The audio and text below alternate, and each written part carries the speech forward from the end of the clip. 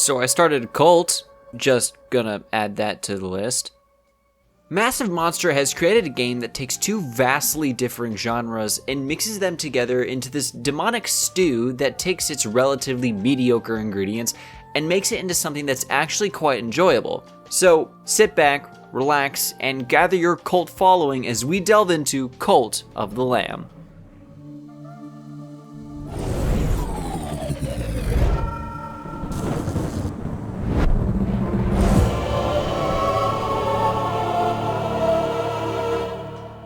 So right out the gate, the game starts with you being sacrificed. Yeah, that escalated pretty quickly, but don't worry too much, as instead of dying like any normal person would, you get saved by a chained being known as the One Who Waits, accompanied by his two unnamed cohorts, which I now name Paula and Shale. He offers to bring you back to life with the sole agreement that you'll make a cult in his name. You agree, and look at that, you're alive again, thus starting the first half of the game. Now, Cult of the Lamb is split into two very different types of gameplay, the base management and the dungeon crawling, which we're going to be touching on first. This is very strongly leaning into its roguelike roots, as when you start a run, you often have no control over what you're getting into or what you start the run with. Each run has you go through randomly generated collections of rooms that often will have an assortment of enemies, but can also be home to a variety of this game's lovable NPCs that'll help you carve out a playstyle or just make you more powerful in general. The combat itself is quite simple. You have two attacks, a light melee attack and a powerful spell, both of which are granted to you by your new fancy demon crown. How you use your melee attacks is highly dependent on what weapon you have. The dagger is weak with a short range but attacks extremely fast. The sword is a good mix of everything. The axe, my personal favorite, deals a lot of damage at the cost of being a little bit slow.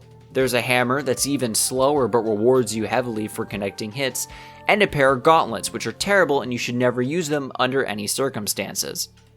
The melee feels quite good overall, especially since the game feels that it's actually quite generous with what counts as a hit, so you don't need to be right up in the enemy's business to deal damage. The magic also feels good as it adds more variation. These are much more powerful than melee, but are also tied to a resource known as fervor, which is basically mana that is replenished by beating enemies and opening chests. My favorite spell is this high damage AoE. While there are other more interesting ones that are more deadly, there will be many times where you're surrounded, and having a get out of jail free card to push enemies back is a good wild card to have in your hand. At the start of each run, you'll get a random weapon and a spell. Now, this does have an element of fun in it, yes, but at the same time, if you're given a bad roll, there's very little you can do about it, as runs are usually pretty short, and there isn't a guarantee that you'll be given another weapon or spell anywhere in the run. So, if you're dealt, for example, the Gauntlet, which we both know is the worst, you're just kind of out of luck, as you're just gonna have to deal with it. While on one hand, being forced to make the best of what you have can be fun, I do think that it doesn't do well with how short the runs are. And because they're short, the weapon and spell you get at the beginning is far more impactful than in other action roguelikes. I personally think that if you were given two options for each, then it would be better, since you'll still have the element of randomness, but you'll also have a small level of control over it. There is a pretty good enemy variety. None are super annoying to face and don't take too long to take down. Making use of your dodge roll is pretty important, as you're just as fragile as you would think a lamb would be.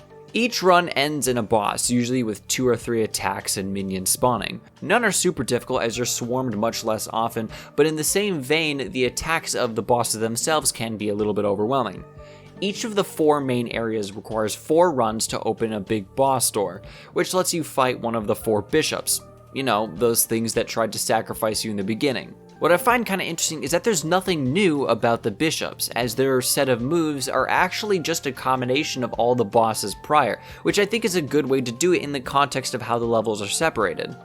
I do want to talk about the visuals for a second, because I do think that the almost misleading cutesy style contrasts well with the pretty dark and gruesome themes and other happenings that you would expect from a game about cults and monsters. And along with that, the soundtrack is also much better than it has any right to be, being both catchy and somewhat mysterious while also being easy to listen to outside the game.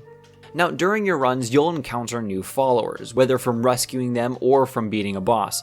Followers you find will be sent back to your cult, which leads us into the second half of the game, the base management. Now, the base building and managing of your cult is probably best described as a simplified and more screwed up version of Animal Crossing. You start with nothing but a forested area of land, but slowly you start to build buildings and create farms and shrines, along with getting more followers. There are 3 main things to keep track of: faith, hunger, and cleanliness. Faith isn't particularly hard to keep up, as it's a byproduct of doing the most basic tasks and progression. Food is much harder, as you can run out of food if you're not keeping track of it, and also because many of the easily available foods have a chance to negatively affect the followers that eat that. Cleanliness is just keeping the place clean. Really, it's just housekeeping to prevent others from getting sick. At first, a lot of the upkeep of your base is manual, but as you grow and build more, it becomes more self-policed and sustained, so you can focus on other things. All of your permanent progression happens here. For the dungeon crawling segments, you can hold sermons to increase things like your health, starting weapon power, and add more curses to the pool. But you can only do this once per in-game day, so make sure you keep on top of that.